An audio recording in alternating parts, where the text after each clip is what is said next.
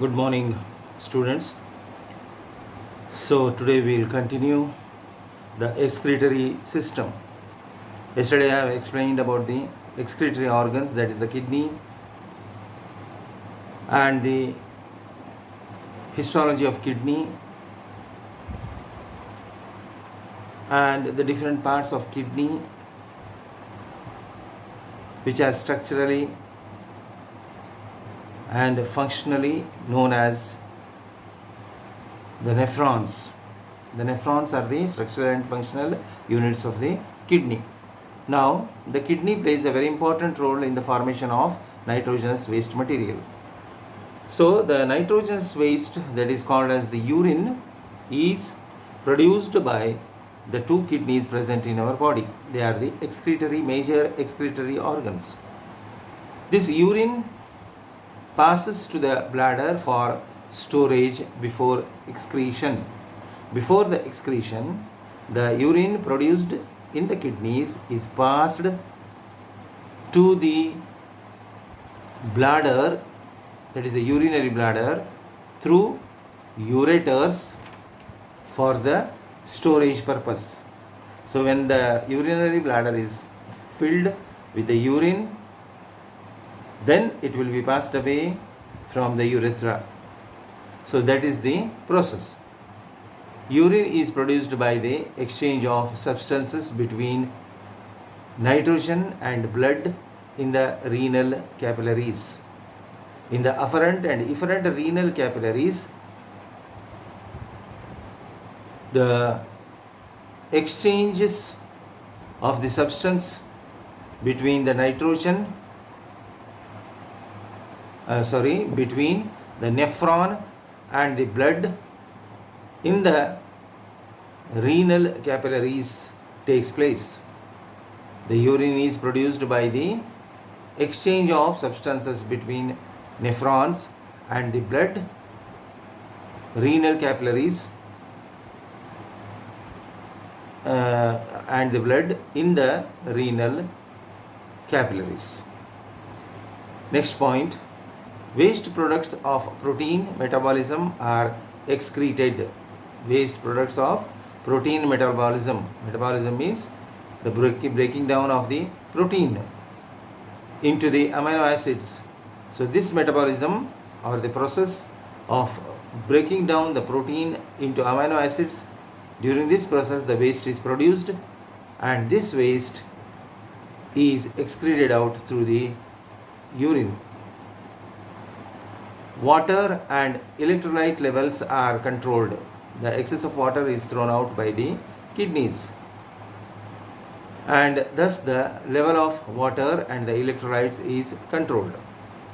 The pH, acid-base balance, pH is called acid-base balance, is maintained by removal of hydrogen ions. The hydrogen ions, excess of them, they are removed out, and thus the pH level is maintained in the blood. The formation of urine involves three main processes. This is very important. The formation of urine is it involves three main processes. The first one is glomerular filtration. The second one is selective reabsorption, and the third one is tubular secretion. So there are three processes by which the urine is formed, the urine is produced. So this urine is produced by three processes called glomerular filtration, the first one. The second one is selective reabsorption. Then the third is tubular secretion. Now the three processes, they continue here in the glomerulus region. In this glomerulus region, nephron is the main. This is completely called as nephron, and this nephron has a head region called as the glomerulus, or the Bowman's capsule, in which the glomerulus is present, wherein the first method, that is the The first one is glomerular filtration takes place here. Then the second is nothing but the selective reabsorption takes place in the first column here, in the first column. That is nothing but proximal convoluted tubule. This is the proximal convoluted tubule. The first one is the second one is the proximal convoluted tubule. In this place, the selective reabsorption takes place, and the third one, that is the tubular secretion, takes place in the distal convoluted tubule, then collecting tubule also.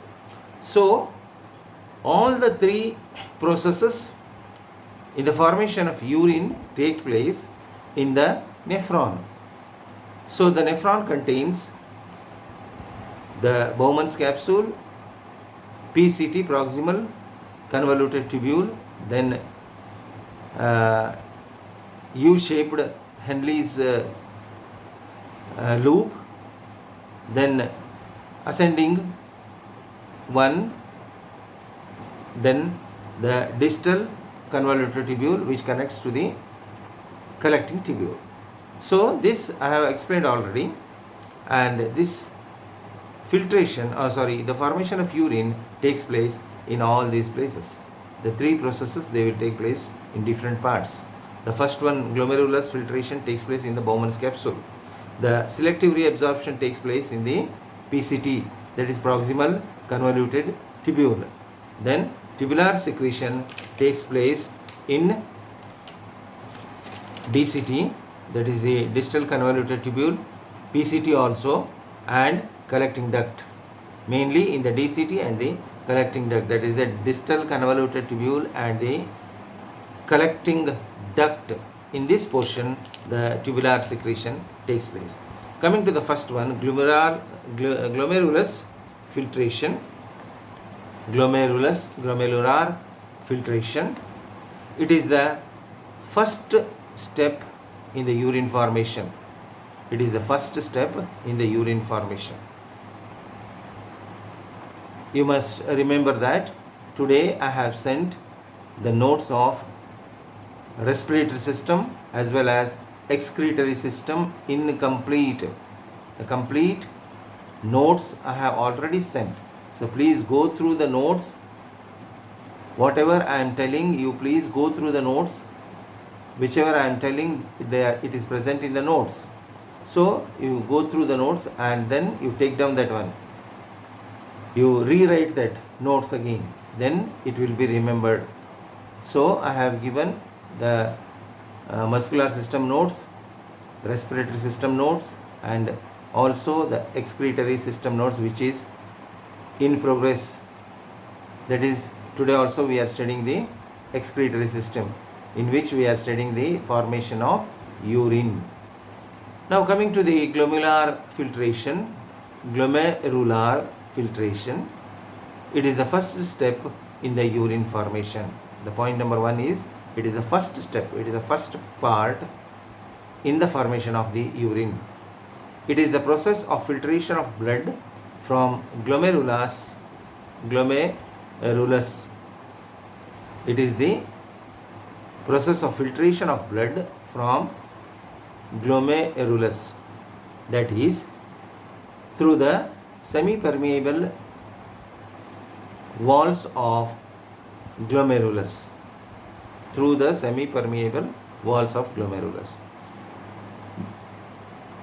into the lumen of Bowman's capsule due to difference in pressure.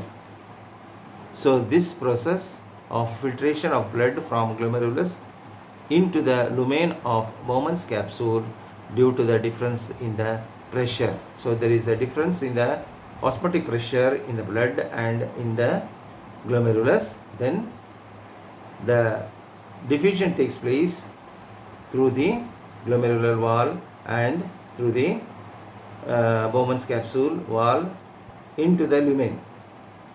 Next point, filtration takes place because there is a difference between the blood pressure in the glomerulus and pressure of filtrate present in the Bowman's capsule. The filtrate present in the Bowman's capsule have the different pressure, and also the blood pressure also differs in the glomerulus. This helps in the filtration. The filtration takes place because there is a difference in the blood pressure and the filtrate pressure. The capillary network of glomerulus have 55 mm Hg, 55 millimeter Hg. Then hydrostatic pressure, 55 hydrostatic pressure, which is built up in the glomerulus. The capillary network of the glomerulus have 55 millimeter Hg hydrostatic pressure, which is built up in the glomerulus. Next point, this pressure is opposed by the osmotic pressure of blood, mainly due to the plasma protein. The osmotic pressure is present in the blood, which is about 30 mm Hg. The osmotic pressure in the blood will be 30 mm Hg. One more pressure which is opposite to capillary hydrostatic pressure is by filtrate.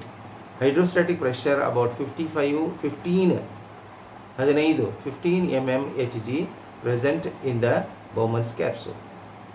The net filtration pressure is 55, that is 30 plus 15 is equal to 10 mm Hg. 55 minus 30 plus 15 is equal to 10 mm Hg. This causes the filtration of blood through three-layered filtrate membrane formed by endothelium of cells of glomerular capillary together with the basement membrane and produces of Bowman's podocytes of Bowman's capsule. So this is the figure for this one. That is the filtration in the glomerulus.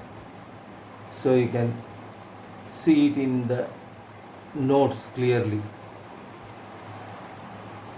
Next point, in the first phase, water and the small molecules pass through from blood to Bowman's capsule.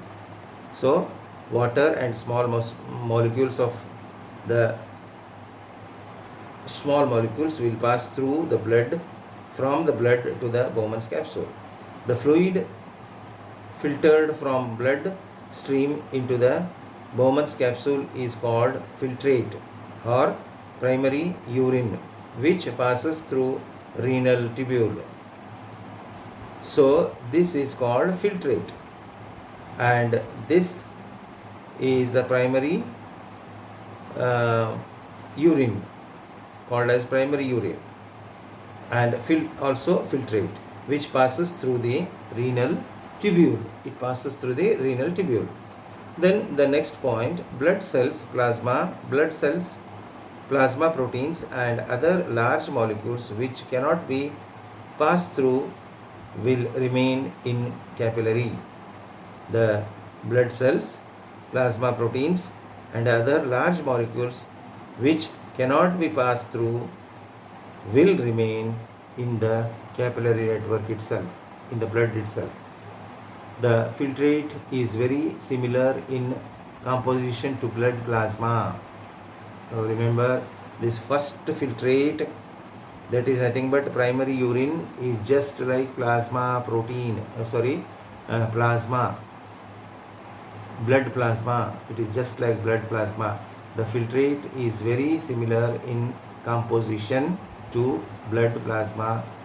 Only blood cells and plasma proteins are absent. Here in this one, the blood cells and the plasma proteins are absent, but all the composition is just like blood plasma. The volume of the filtrate produced by both kidney is about 125 ml. So 125 ml per minute or 180 liters per day. see 180 liters per day, which is reabsorbed from kidney tubules and reduced to 1 to 1.5 liters and excreted out as urine. So the first filtrate is about 180 liters per day. Per day, 180 liters of first filtrate is produced. It will be reabsorbed again in the tubules. Next two processes are there still. This is the first one, that is a glomerular filtration. The second is selective reabsorption and tubular secretion is also there. So in these two steps, it is reduced, 180 liters is reduced to 1 to 1.5 liters, and this will be excreted as the urine, 1 to 1.5 liters per day. The reabsorption takes place in the renal tubules by selective reabsorption and tubular secretion methods. The reabsorption takes place in the renal tubules. The renal tubule is there still. So in these tubules, the selective reabsorption and the tubular secretion takes place.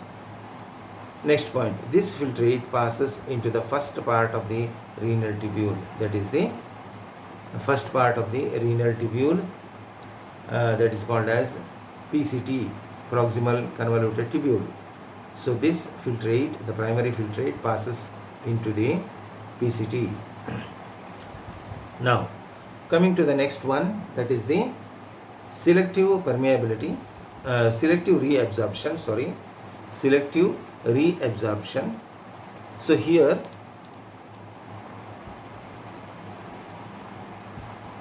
the capillary network is present above the PCT. See, this is the capillary line and this is the tubule, PCT. So from here it is reabsorbed here inside. So you can see the figure clearly. I think it is very clear in the notes. So semi-selective reabsorption,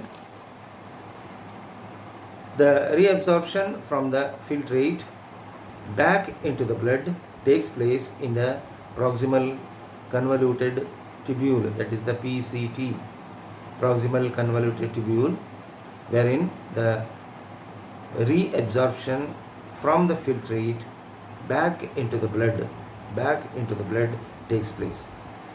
The cuboidal or columnar epithelial cells of PCT have microvilli to increase the area of absorption. They have the microvilli, the cells lined to the PCT are cuboidal or columnar epithelial cells which have the microvilli, and this increases the area of absorption. Next point, many substances are reabsorbed here, including water, electrolytes, organic nutrients like glucose and amino acids. So see here, again reabsorption takes place, and the water, if it is necessary, is reabsorbed. Electrolytes, organic nutrients like glucose and the amino acids are also reabsorbed in the blood again in this PCT. So that the second stage is nothing but the selective reabsorption takes place in the PCT. Only 60 to 70% of filtrate remains and reaches loop of Henle. So this from PCT, the filtrate, which is about 60 to 70%, moves through the descending tubule and Henle's loop. Descending tubule and Henle's loop is there. So up till that portion it will come. In this loop, water, sodium and chlorides are reabsorbed. See, in the PCT, water, electrolytes, nutrients like glucose and amino acids are reabsorbed. But when this filtrate reaches the Henle's loop. In the loop, again the water, sodium and chloride are reabsorbed. Sodium and chlorides and the water are reabsorbed. Now 15 to 20% of the original filtrate remains and passes to DCT, distal convoluted tubule. So 15 to 20% remains. So such in this much it is reduced. So about 180 ml it is reduced to 1 to 1.5 liters. So 15 to 20% of original filtrate remains and it passes to DCT. Now the composition of the filtrate is very different. It becomes more dilute due to reabsorption of more electrolytes, especially sodium.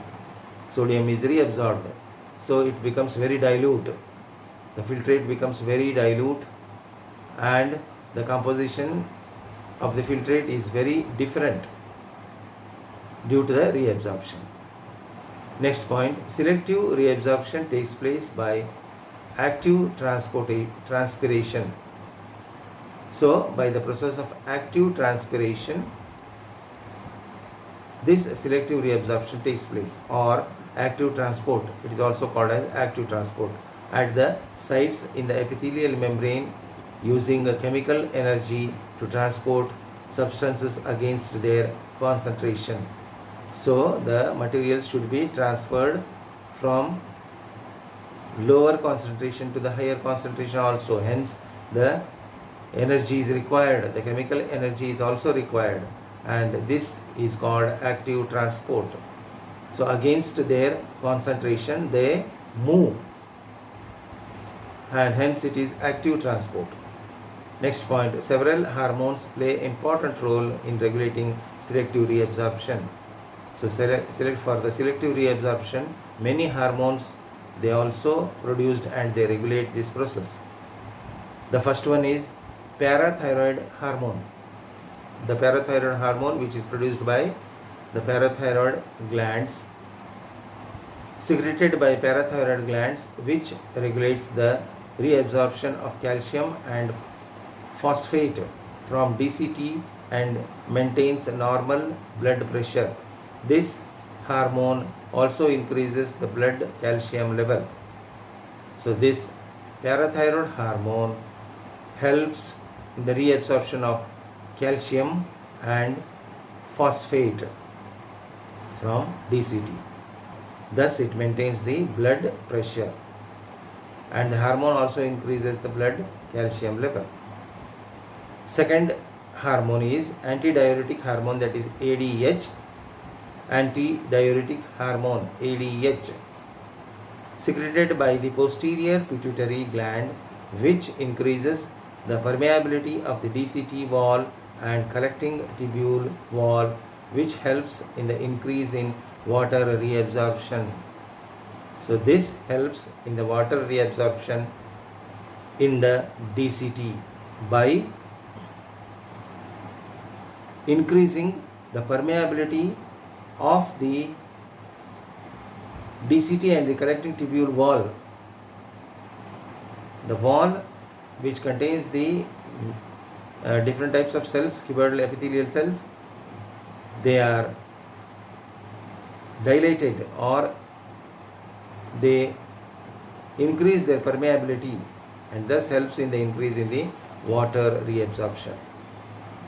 Then the third enzyme is aldosterone. So you must remember all these hormones.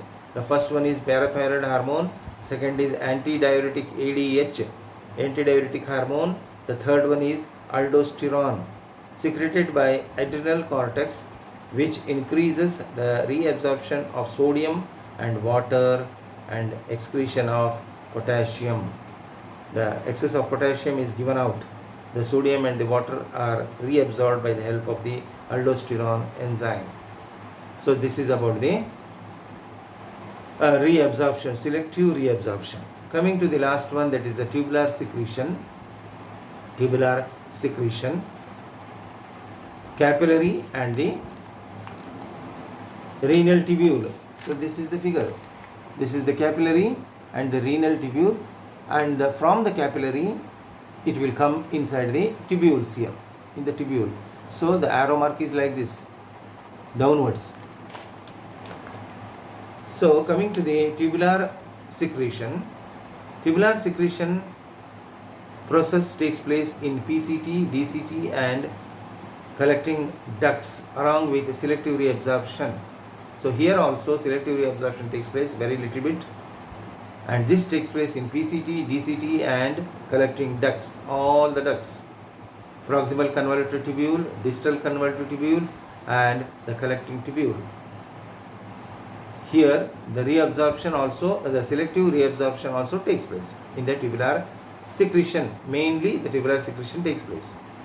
The blood containing mainly many substances that are not required and foreign materials like drugs, including penicillin and aspirins. Penicillin, aspirins, drugs are there and foreign materials are present in the blood. All these should be expelled out. These materials may not be filtered out of the blood because of short of time, hence they remain there only. So these may not be filtered previously, they will be remained in the blood only, or these molecules are too large to pass through the filtration pores. The molecules may be large to come out from the filtration pores. Such substances are cleared by secretion from capillaries into the filtrate within the renal tubules and collecting tubules. To maintain the normal pH, hydrogen ions play important role, but if they are excess in blood, the pH will be disturbed. Hence, excess of hydrogen ions are removed by tubular secretions. By tubular secretion, the excess of hydrogen ions are also removed. So, this is about the tubular secretion. The three processes: glomerular filtration, the second one is selective reabsorption, the third one is a tubular secretion. So these are the three processes in the formation of the urine. The urine is formed by the following three processes. So we will stop today here only. Tomorrow we will take the composition of the urine, then water balance of the urine also. So today we have learned about the formation of the urine. The urine is formed by three processes called glomerular filtration, second one selective reabsorption, and the third one is tubular secretion. So this says that the urine is formed in the kidney by the following three processes. So today we will stop here. Thank you very much.